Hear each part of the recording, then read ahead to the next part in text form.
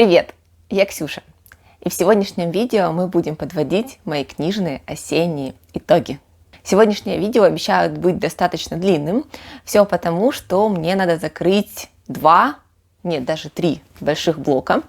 Во-первых, мне нужно поблагодарить вас за то, что вы подписываетесь на мой канал, за то, что ставите лайки, общаетесь со мной в комментариях. Это все очень сильно меня вдохновляет, это помогает моему каналу развиваться. Поэтому, если вы со мной, огромное вам спасибо. Ну а если нет, и это, возможно, первое видео, которое вы смотрите, подписывайтесь, ставьте лайки. Мне будет очень приятно с вами поговорить. В принципе, это то, ради чего и создавался этот канал, это для общения и обсуждения книг. И второй блок, который я хочу сегодня закрыть, это подведение итогов книжного марафона длиной в осень, который анонсировала Вероника с канала Books of Scarly. Она анонсировала его еще в сентябре или в конце августа, и у меня на канале было видео, где я выбирала книги для этого марафона. Ссылочку я обязательно оставлю внизу в описании к этому видео. Кстати, сегодня в видео будет очень много книг, о которых я уже вам рассказывала либо в итогах, книжных итогах за какой-то месяц осенний, либо в каких-то марафонах, в жутком книжном марафоне, в книжных выходных. Поэтому, если эти видео вы уже смотрели, то можете смело переходить по тайм-кодам, которые я добавила в описании к видео. Ну а если видео вы не смотрели и вас заинтересовало мое вот это краткое описание, которое будет сегодня, то обязательно переходите по ссылочкам, я их оставлю наверху и в описании к видео. Можно смело переходить и слушать мой более полный разбор, ну и там решать уже, хотите вы читать эту книгу, интересна вам она или нет. Итак, книжный марафон длиной в осень.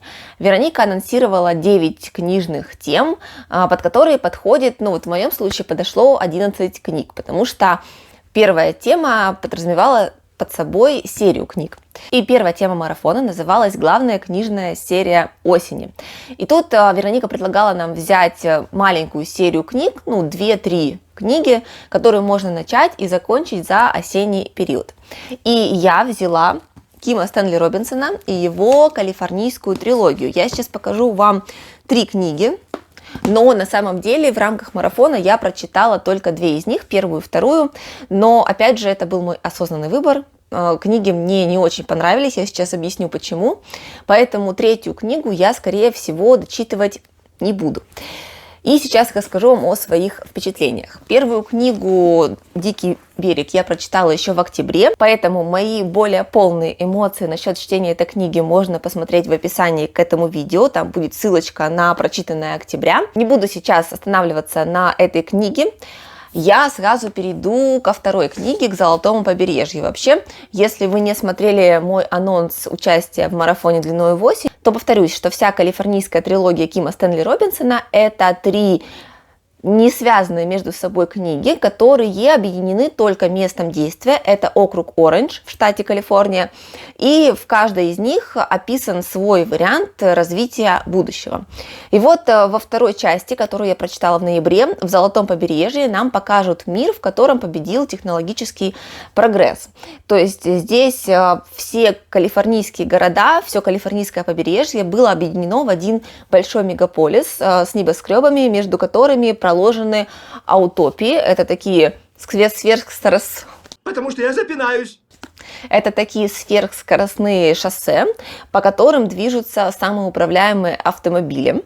Но этот мир не настолько прекрасен, как может показаться по описанию, потому что по всей планете, которая здесь описана, в разных ее частях происходят локальные войны, то есть практически вся планета находится в зоне военного конфликта, поэтому самый главный бизнес в Америке – это военно-промышленный бизнес. И, соответственно, в этом мире есть 2 способа зарабатывания больших денег. Это либо работа в одном из военных предприятий.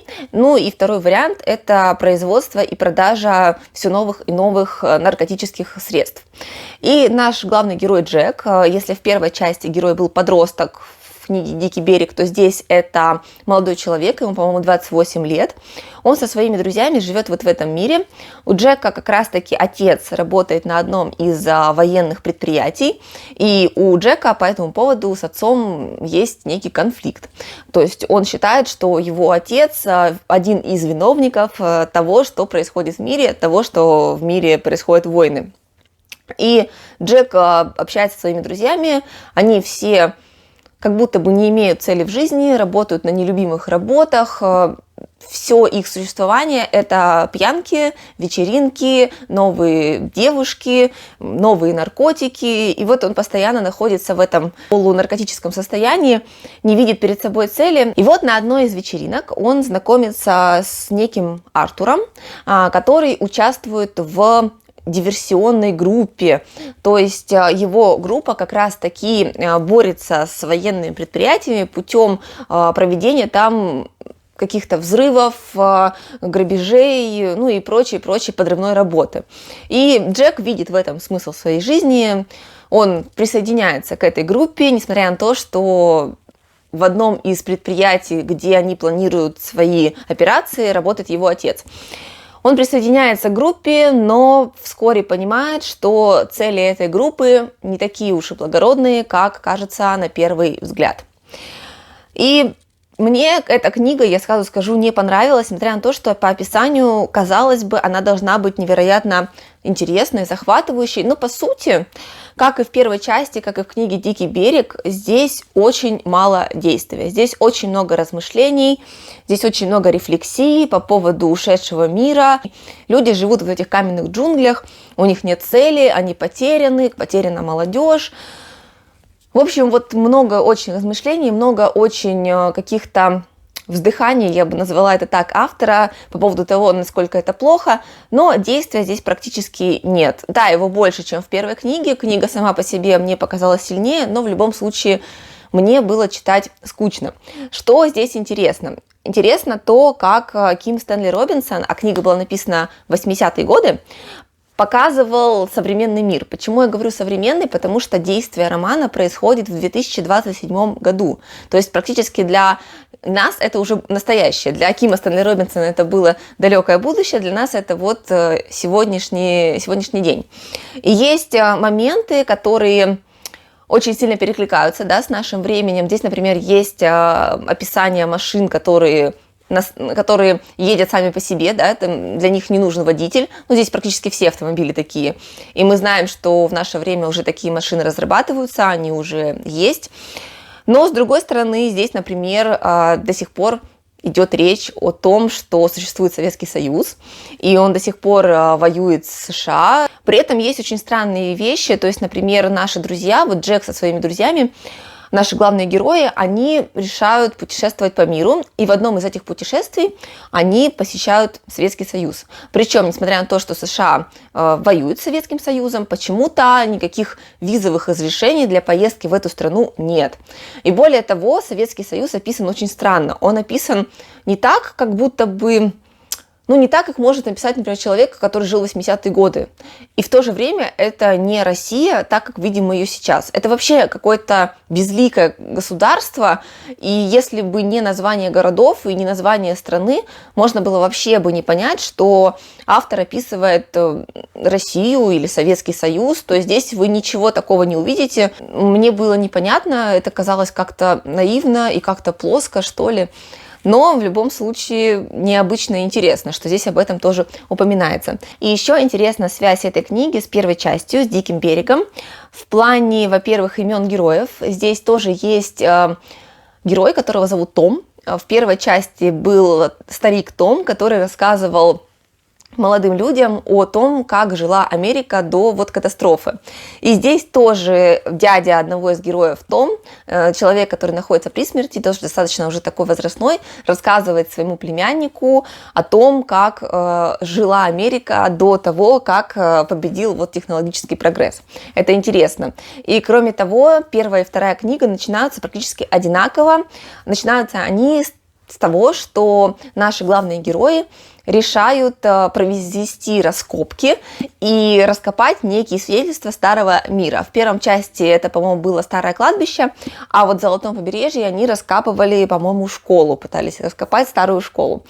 То есть вот такую легкую параллель, такую красную нить проводит Ким Стэнли Робинсон через два своих романа. Скорее всего, в третьем романе, который называется «У кромки океана», и который я точно в ближайшее время читать не буду, потому что две предыдущие книги серии меня очень сильно измотали, и мне пока не хочется к ней возвращаться. Возможно, здесь тоже будут какие-то общие такие вещи с двумя предыдущими романами. Но не знаю, пока ничего говорить не буду, буду читать попозже, пока у меня есть книги, которые хочется почитать больше, но в любом случае я считаю, что с заданием марафона, с первым заданием я справилась, и две книги из трех мной были прочитаны. Следующая книжная тема марафона длиной в осень была книга «Цвета листьев». И здесь я взяла «Общество мертвых поэтов» от Нэнси Клейнбаум.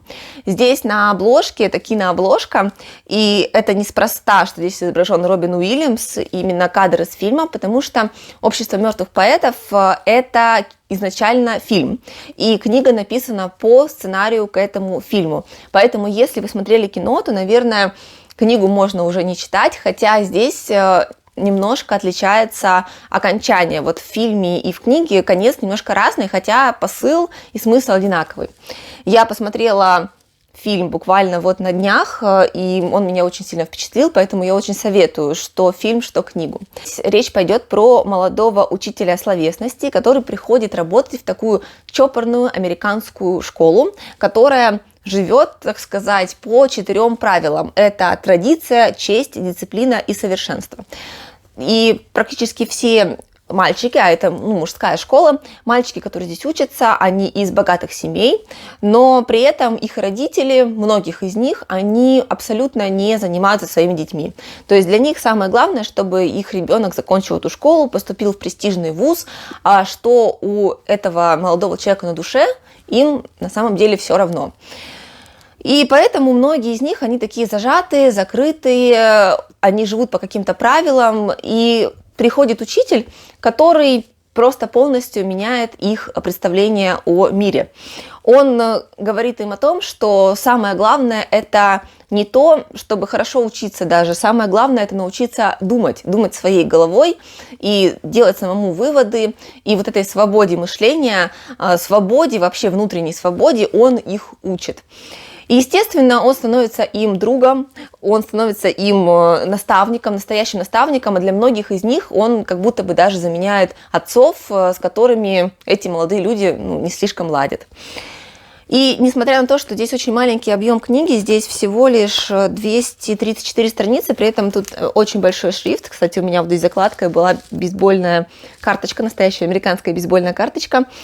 Шрифт здесь просто огромный, я книгу прочитала за час. То есть, на самом деле, даже кино длится дольше, чем чтение этой книги. Несмотря на такой маленький объем, я здесь даже успела поплакать, потому что здесь есть очень такой драматичный момент. Я не буду рассказывать о нем. Если вы смотрели фильм, вы знаете. Если не смотрели, то почитайте или посмотрите. В фильме это тоже, кстати, очень показано драматично, насколько семья может сильно искалечить жизнь своему ребенку. Есть моменты, где я улыбалась, потому что это все-таки подростки. И опять же Робин Уильямс, этот учитель, он очень такой с чувством юмора человек. Здесь есть все.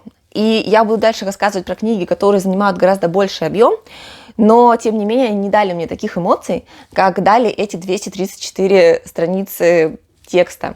Кстати, хочу сказать, что если вы ждете, что в этой книге Нэнси Клейнбаум будет романтизировать таких людей и показывать, как вот пришел человек, сломал всю систему и все поменял и стало хорошо, то нет, этого здесь не будет. На самом деле быть не таким, как все, и Нэнси Клейнбаум это хорошо показывает, это очень сложно, и здесь это будет показано, на самом деле, так, как оно и есть, и все сложности, с которыми сталкивается человек. Поэтому даже конец книги, его нельзя назвать хэппи-эндом, но при этом финальная сцена, что в фильме, что в книге, дает такой мощный заряд надежды, что ты просто понимаешь, что несмотря на то, как это все закончилось, для этих молодых людей все только начинается, и действительно у них есть шанс измениться, изменить свое представление и, может быть, даже изменить немножко мир вокруг себя. Очень советую, читайте. Третья книжная тема марафона называлась «Депрессон на задний фон». Судя по описанию, вы понимаете, что нужно было взять максимально грустную книгу, может быть, даже с очень депрессивной обложкой. И тут я взяла книгу «Остров» от Сигридур Хагалин Бьорнсдоттир. И это история об Исландии в каком-то альтернативном будущем, которая однажды в силу неопределенных обстоятельств, которые до конца, кстати, так и не будут нами открыты, оказалась отрезана от всего остального мира. Пропадает связь, пропадает авиаморское сообщение. То есть люди, которые уехали на большую землю, не дают о себе знать. Люди, которые должны были приехать с большой земли, тоже пропали. И как бы Исландия оказалась сама по себе. И здесь будет два главных персонажа. Первый главный герой – это журналист, который в самом начале книги представляется нам таким инфантильным мужчиной. У него есть любимая женщина, и у нее еще есть 2 детей, не его дети. И видно по его отношению, что он, на самом деле не слишком-то привязан к этим детям, он не слишком-то хочет брать ответственность за эту женщину, за воспитание ее дочки и сына. Он с ней практически не общается, забывает, как их зовут. Все его внимание направлено на карьеру, причем он готов идти по головам, он готов писать все, что нужно, лишь бы это помогало ему заработать денег. Такой беспринципный, инфантильный, безответственный мужик. И есть еще другой главный персонаж, это политик, женщина-политик. Она является подругой этого журналиста, там они когда-то были знакомы, когда-то, возможно, даже были вместе, здесь есть на это намек. И показано, насколько сильно она меняется. То есть в начале книги она такая неуверенная в себе. Она уже занимает какую-то карьерную должность, большую карьерную должность, но тем не менее, когда все это происходит, она какое-то время не готова брать управление страной. Она говорит, что нет, я пока временно позамещаю, но никаких решений я принимать не буду. Мы сейчас дожидаемся ответа связи с президентом, сейчас все у нас наладится. Но постепенно, когда она понимает, что она стала практически единоличным представителем власти в этой новой Исландии, человек меняется просто на 180 градусов. Она превращается в такую деспотичную, очень жесткую, я бы даже сказала, теряет все свои вообще человеческие качества, и начинает проводить очень агрессивную политику. Здесь будет и узаконенный расизм, здесь будет и принудительное увольнение людей с их работ, потому что многие должности, многие профессии в этом новом мире оказываются абсолютно уже ненужными. Здесь нужны люди, которые будут заниматься только сельским хозяйством, хотя многие люди этого просто не умеют.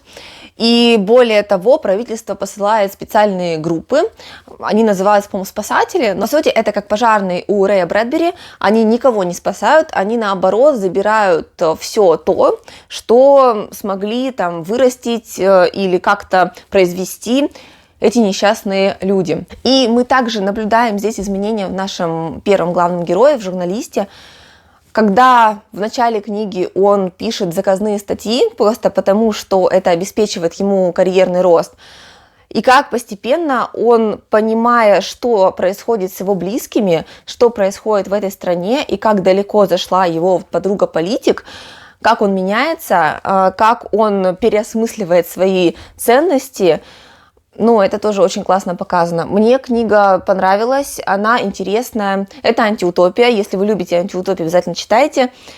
И не ждите здесь тоже, опять же, какого-то хэппи-энда или хотя бы какого-то объяснения. Это просто кусок жизни страны, которая оказалась изолирована от всего остального мира. И люди здесь очень быстро теряют свои человеческие качества, человеческий облик. Все очень натуралистично, все очень реалистично. Мне понравилось, повторюсь, я очень ее советую. Следующая тема марафона называлась «В гостях у готики». И здесь я быстро сейчас пробегусь по книге, потому что я ее уже показывала в рамках жуткого книжного марафона 3×3. Это Роберт Маккамон и его «Участь эшеров». Я сейчас очень кратко расскажу про содержание. Опять же, оставлю все ссылки, можно будет пройти и посмотреть, послушать более подробный мой рассказ о моих впечатлениях. Здесь история замка эшеров, который возвращается после долгого отсутствия, один из сыновей главы этого дома. Он возвращается, потому что его отец умирает от генетической болезни, которая поражает всю семью, мужчин, женщин, абсолютно всех. Он практически гниет изнутри, и все, болезнь достигла финальной стадии, и сын приезжает на похороны. Но кроме этой истории, вокруг этого замка ходит очень много слухов о том, что здесь обитает некое зло. Здесь по ночам в лесах видят некое существо, похожее то ли на пантеру, то ли на какое-то чудовище. Здесь также есть некий человек, а может быть и не человек, а какое-то сверхсущество, которое похищает детей, мальчиков на протяжении многих-многих, уже, по-моему, даже сотен лет, похищает детей. И все об этом знают, но все боятся об этом говорить, боятся, что их дети будут следующими. И как это все будет связано между собой, здесь будет также один из героев, это мальчик, у которого похитили брата, и который не может это оставить просто так. Он хочет найти виноватых, он хочет решить эту проблему, чтобы детей больше не похищали. Как это все будет связано между собой и связано с этим замком, все здесь будет рассказано. Мне книга понравилась. Я читала 3 книги в рамках жуткого книжного марафона, и эта книга понравилась мне, наверное, больше всех. Поэтому проходите по ссылочке, слушайте мои впечатления, там я более подробно рассказываю про сюжет и советую читать. Следующую книгу я тоже уже показывала в своих книжных выходных, тоже у меня было видео на канале. Это книга под тему «Культовый фильм под пледиком». Здесь я взяла Эвери Корман и ее «Крамер против Крамера». По этой книге в 80-х или даже в 70-х годах был снят фильм с Мэрил Стрип и Дастином Хоффманом в главных ролях. И это история семьи, в которой мать через 1,5 года после рождения сына понимает, что материнство – это не все, чего она хочет. И вот, страдая от какой-то послеродовой депрессии, возможно, она решает оставить свою семью. Но через 1,5 года она возвращается, и начинается судебный процесс, который называется «Крамер против Крамера», потому что она хочет опять отвоевать единоличную опеку над ребенком. Кто победит в этой схватке, будут ли здесь вообще победители, все здесь в этой книге тоже будет. Мне очень понравилось, действительно, иногда, вот как я уже повторюсь, от одной из предыдущих книг я уже говорила, что здесь вот тоже 245 страниц, книга очень тоненькая, но она дала мне очень много мыслей, очень много переживаний, и я не пожалела прочтения. Одна, наверное, из самых лучших, самых драматичных книг моего года. Следующая тема марафона называлась «Закрываем долги». И здесь нужно было взять книгу, которую вы когда-то уже читали, но не дочитали, ну, либо книгу, которую очень давно хотите прочитать, и все никак. И я пошла по 3-му пути, я взяла книгу, которую я когда-то прочитала, но я ничего абсолютно про нее не помнила.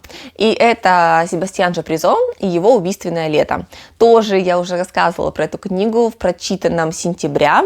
Оставляю ссылочку, проходите, читайте. Вкратце, это история про девушку, которая вместе с семьей переезжает в новый городок, маленький городок, и она такая вся красивая, очень раскрепощенная, знакомится с молодым человеком, он в нее влюбляется, но она узнает о его семье некие вещи, которые как-то связаны с историей ее семьи, причем с трагической историей ее семьи, и у нее созревает свой собственный план, который полностью будет нам показан только в самом конце.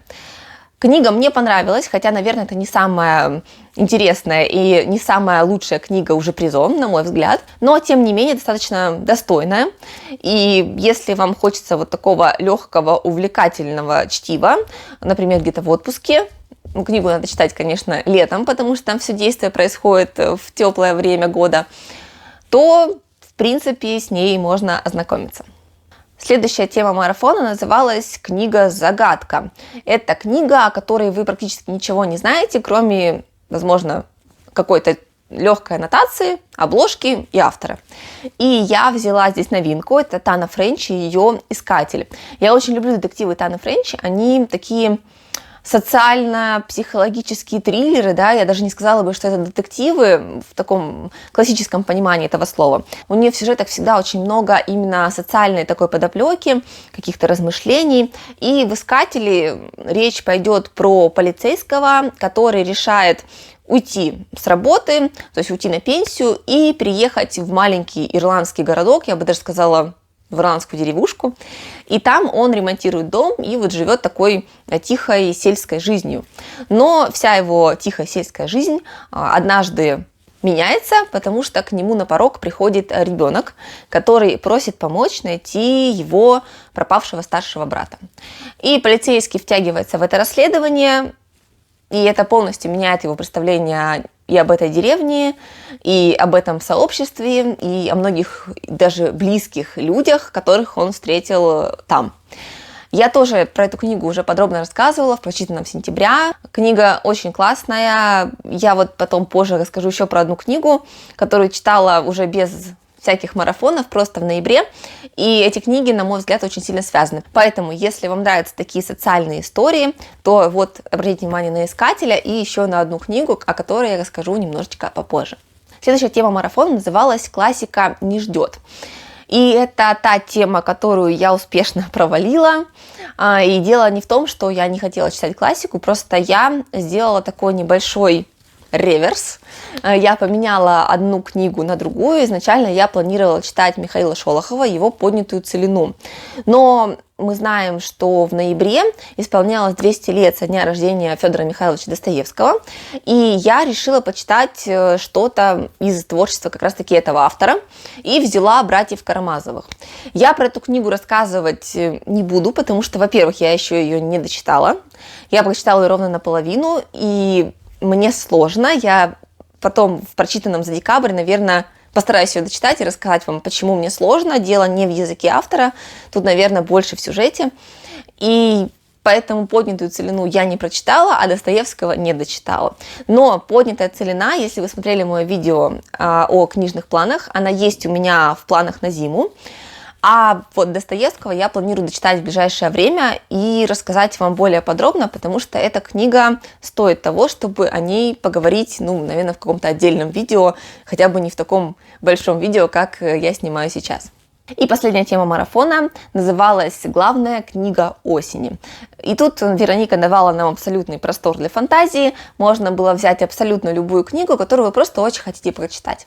И здесь я взяла Кена Фоллета и его «Столпы земли». Книгу я успешно прочитала и хочу поделиться своими впечатлениями. Кстати, прочитала ее как раз-таки в ноябре, поэтому это также книга из прочитанного ноября. Что здесь нам обещает аннотация? В аннотации нам рассказывают, что действие романа происходит в XII веке, и здесь на фоне строительства самого высокого, придуманного, кстати, собора в Англии, в городе Кингсбридж, переплетаются судьбы абсолютно разных людей, и ремесленников, и каких-то властимущих людей, и даже самого короля. Все они будут каким-то образом связаны, и все они будут перекликаться с судьбой города Кингсбридж и с его собором. И если брать эту книгу по сухим фактам, то аннотация нас не обманывает. Здесь действительно будет все то, о чем я сейчас сказала. И эта книга очень многим нравится, поэтому если вы фанат этой книги и не хотите слышать о ней ничего другого, какого-то альтернативного мнения, то переходите по тайм-коду, потому что я оказалась из тех людей, кому роман не понравился. И я сейчас объясню. Многие пишут, вот я читала отзывы про эту книгу, что им не нравилось, вернее, они боялись при прочтении, что это будет исторический роман. Так вот, я наоборот от этого романа ждала исторической составляющей. Я понимала, что этот городок и этот собор придуманы автором, но тем не менее мне хотелось такой атмосферной книги, вот, что-то наподобие Горбуна лорда Кромвеля, вот, либо Дюма, его вот трилогия о гугенотских войнах. Мне хотелось этой духа эпохи. Но Фоллет пошел, на мой взгляд, по совсем другому пути, и он поставил совершенно иначе акценты. Мне показалось, что как будто бы автор писал эту книгу с прицелом на дальнейшую голливудскую экранизацию, потому что он здесь расставил приоритеты в сюжете как раз-таки так, чтобы это эффектно смотрелось на экране, и чтобы это могло привлечь как можно большее количество людей к просмотру и к прочтению. Потому что во главу угла Кен Фоллетт, как это принято в Голливуде, поставил секс и все формы насилия и войну. И я понимаю, что очень многие любят эту книгу как раз-таки за экшен, да, за то, что это не скучное чтиво. Оно на самом деле не скучное, но, знаете, мне показалось, что автор здесь очень сильно с этим всем, вот с теми вещами, о которых я сказала, очень сильно переборщил. То есть здесь такие картонные персонажи, они вот, если человек плохой, да, вот написан как плохой, то у него не будет ни одной положительной черты, он как вот в самом начале произведения будет плохим, так вот утрированно плохим он будет до конца. Так же, как хороший. Если в самом начале произведения мы понимаем, что этот персонаж хороший, то он будет до конца чуть ли не святым, хорошим, и все его поступки будут правильными. Итак, в центре сюжета здесь у нас семья строителя Тома, которая прибывает в городок Кинсбридж в поисках работы, потому что Том, он строитель, да, и он уже там перебивается с хлеба на воду, его семья перебивается с хлеба на воду. Он приезжает в городок и предлагает свои руки, да, свою помощь в строительстве. Но, к сожалению, у данного собора, у приора данного собора, у Филиппа, нет денег для того, чтобы ему заплатить, и он ему отказывает. Но, тем не менее, через какое-то время, в силу там определенных обстоятельств, собор сгорает. И, естественно, Тома нанимают для того, чтобы он восстановил этот собор. У Тома есть 2 детей, о которых дальше тоже пойдет речь, потому что здесь события охватывают, по-моему, лет 30 жизни. То есть в начале книги мы видим этих детей совсем маленькими, ну а в конце книги это уже взрослые люди, даже, можно сказать, в возрасте, у которых есть свои дети. И это первая сюжетная линия. Вторая сюжетная линия расскажет нам про графа Ширинга и про 2 его детей, про красавицу-дочь и про младшего сына. И третья история будет касаться как раз-таки короля, да, то есть здесь будет битва за престол. В XII веке, насколько я поняла, я не углублялась в исторические события, но была некая борьба за власть, которая достаточно долго велась, здесь тоже про это будет. И 4-я сюжетная линия будет касаться такой игры за власть, игры престолов внутри английской церкви. И в центре этой борьбы будет приор Филипп и его оппоненты. И здесь на самом деле борьба за какие-то церковные должности будет развиваться чуть ли не интереснее, чем борьба за престол Англии. И все эти сюжетные линии по-своему интересны, но, как я уже сказала, из-за того, что персонажи здесь такие очень утрированные, например, здесь есть один из персонажей, один из героев, который изначально показан нам плохим, да? Это антагонист, один из главных антагонистов этого романа. И в самом начале книги происходит насилие. Он насилует девушку. И я понимаю, зачем нужна эта сцена. Она достаточно подробно дана для того, чтобы показать его характер.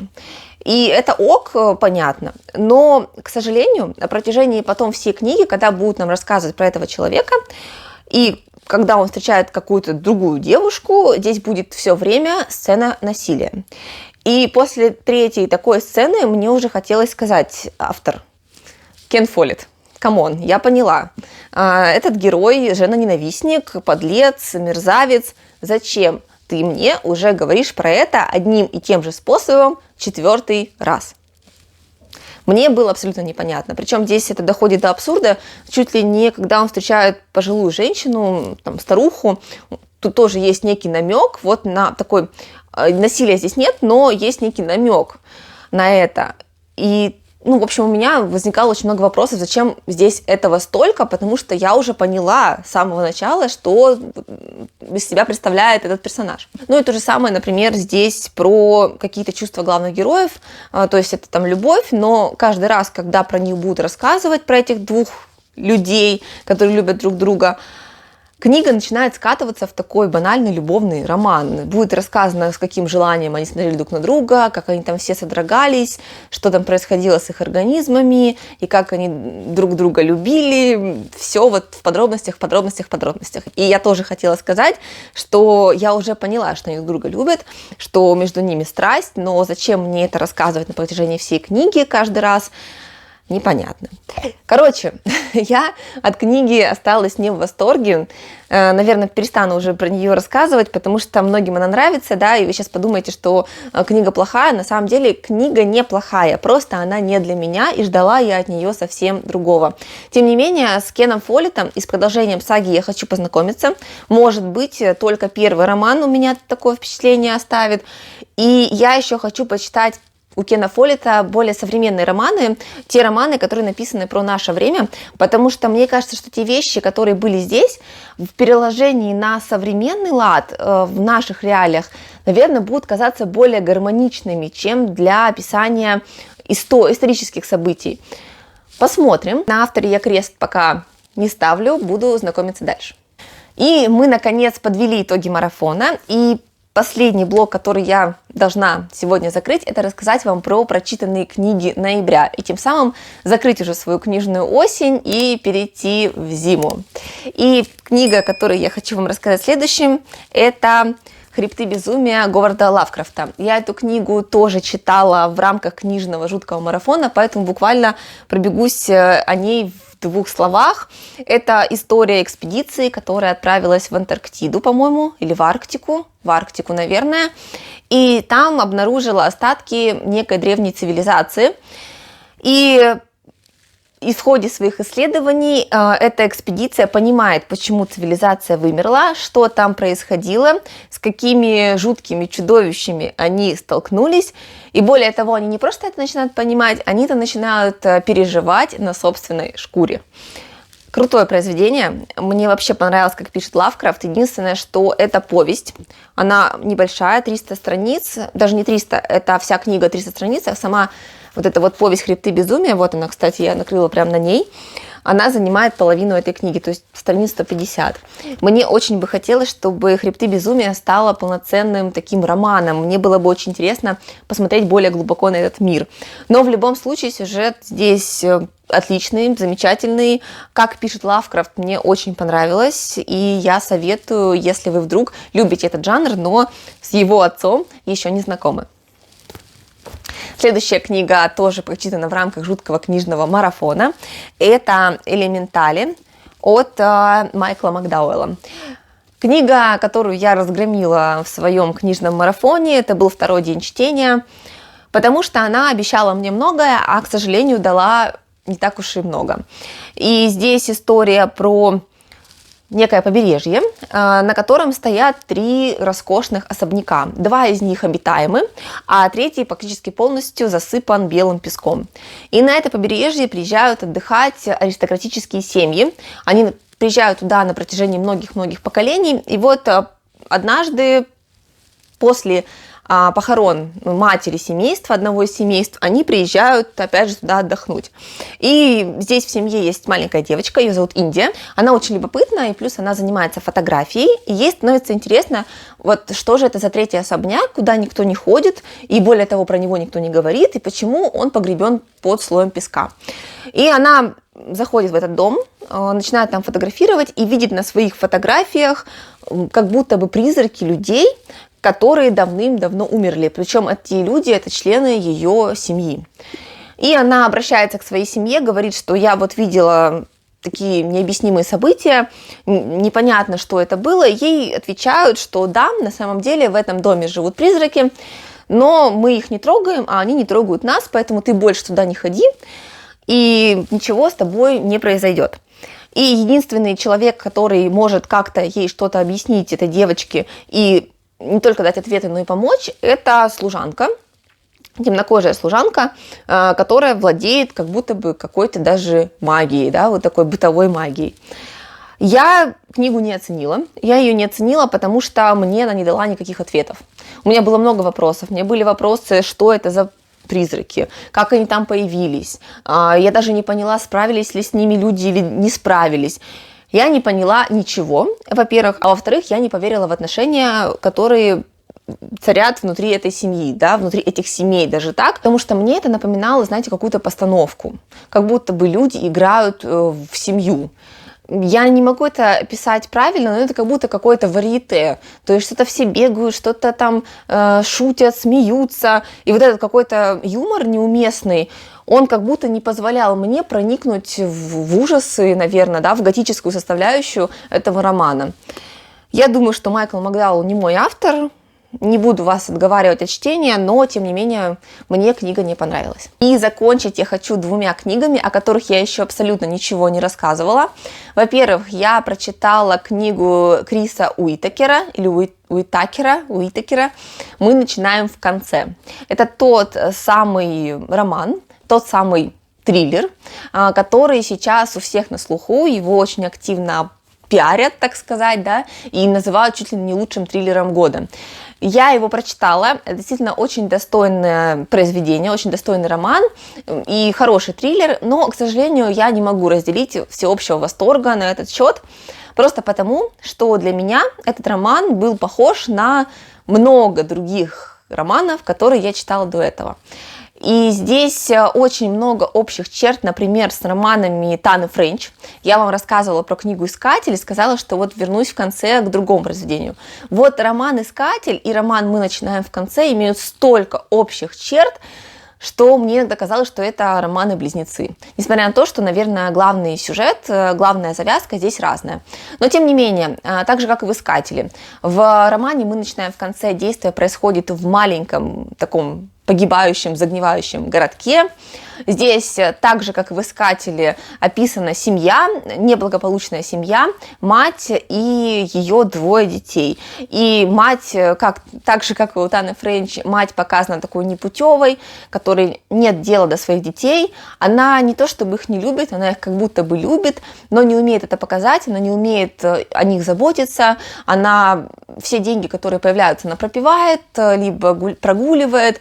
И, соответственно, дети, старшая девочка и маленький мальчик, они вынуждены заботиться сами о себе. И здесь показан такой сильный персонаж в лице именно старшей дочери, которая заменяет этому брату, своему младшему брату, она заменяет, по сути, мать. И однажды в этот городок возвращается первая любовь этой женщины, этой матери, который отсидел в тюрьме за непредумышленное убийство. Он в свое время на автомобиле он сбил девушку. И он возвращается и пытается как-то осмыслить себя, пытается как-то в этом городе закрепиться, вернуться, потому что, городок маленький, все знают, что он сделал, многие его осуждают.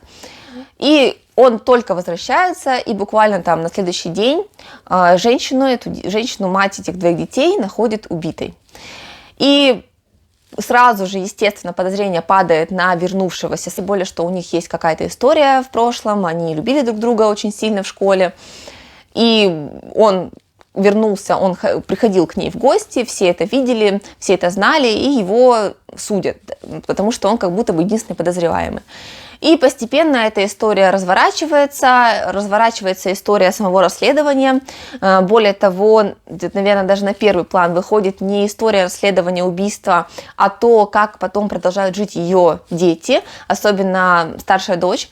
Их отдают их дедушке, которого они в жизни никогда не видели, потому что их мать не ладила со своим отцом, но, соответственно, дедушка этих внуков никогда не видел и с ними не общался. Но затем происходит событие, что и у дедушки они жить не могут. И вот как эти 2 детей оказываются потерянными в этом мире, и как это меняет их характеры, здесь об этом расскажут.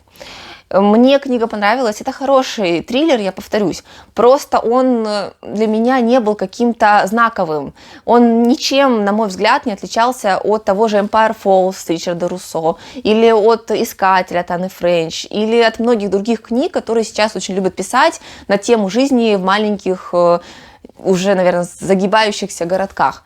Но в любом случае книга достойная, поэтому если вас заинтересовала эта новинка, то читайте. И последняя книга, о которой я хочу рассказать, это «Мессия Дюны» от Фрэнка Герберта. Я сразу скажу, что, скорее всего, если вы совершенно не читали этот цикл, но хотите, то я думаю, что я с вами сейчас попрощаюсь, потому что дальше будут спойлеры к первой части. Я буду говорить какие-то вещи, то есть я не буду спойлерить саму книгу «Мессия Дюны», но, возможно, первую часть, книгу Дюна, я немножко проспойлерю. Поэтому, если вы посмотрели меня до этого момента и не хотите спойлеров, то спасибо, что были со мной. Подписывайтесь на канал, ставьте лайки и обязательно напишите мне в комментариях, какую книгу, самую интересную книгу вы успели прочитать в осенний период. Ну а для тех, кто Дюну прочитал, первую часть прочитал, я хочу поделиться своими мыслями на тему «Мессии Дюны». Я покажу еще раз свою трилогию в таком сборничке, в толстом сборничке, которую я читаю. И «Дети Дюны» я только начала слушать. Кстати, я слушаю в аудиоформате в исполнении прекрасного Сергея Чонишвили. Надеюсь, что в декабре я успею закончить 3-й роман. Итак, «Мессия Дюны». Здесь нам покажут мир через несколько лет, даже, наверное, через несколько десятков лет, лет через 20 после событий первой книги. Насколько мы помним из первой части, Пол Атрейдес стал императором этого мира, и женился на Ирулан, на принцессе Ирулан, наследнице императорского трона. Но, как и в первой книге, как и он обещал, он является мужем Ирулан только технически. На самом деле он любит и живет практически со своей наложницей, с Чани, с той самой фрименкой, с которой он познакомился, когда фримены помогали ему с матерью прятаться. И к этому времени у него уже родилась сестра, та самая сестра, Алия, которая была изначально еще в утробе матери подвергнута некому воздействию, то есть она родилась как будто бы взрослым человеком, более того, старым человеком в теле молодой девушки. То есть у нее есть опыт и знания нескольких поколений людей, нескольких поколений женщин. Вот. И о том, что будет дальше с ними происходить, будет эта книга. Тут опять начнется политическая борьба. Не всем нравится то, что Пол Атрейдес во-первых, стал императором, во-вторых, как он ведет свои дела, потому что, тут действительно очень спорные есть вещи, и то, как он ведет себя на престоле, иногда бомбило даже меня, несмотря на то, что после первой части я была уверена, что это положительный герой. И, во-первых. Во-вторых, здесь все еще расскажут нам про сестер Бен и Гессерит, у которых тоже есть свои планы на Пола, очень такие неприятные, мерзкие планы. Вот, для них очень важно сохранить генетический материал Пола, и чтобы у него появились дети, и они тоже готовы на все ради этого. И плюс здесь неожиданно появится персонаж, который был убит в первой части. Я не буду говорить, кто это, но, тем не менее, я очень обрадовалась, что он появился, потому что этот герой мне очень нравился. Он здесь появится, и с его появлением тоже будет связана некая тайна. Книга классная, наверное, послабее, чем первая часть, не такая захватывающая, но, тем не менее, достойное продолжение, и я буду дочитывать дексологию до конца. И это были все мои книжные осенние итоги. Очень большое получилось видео, спасибо, что досмотрели его до конца. Поставьте лайк, если вам понравилось. Напишите мне в комментариях, что вы читали осенью, что произвело на вас какое-то неизгладимое впечатление, может быть хорошее, может быть наоборот какое-то негативное. Напишите, какие книги из тех, которые я сегодня перечислила, вы тоже успели прочитать, совпали ли наши мнения, мне будет очень интересно. До скорых встреч и пока-пока!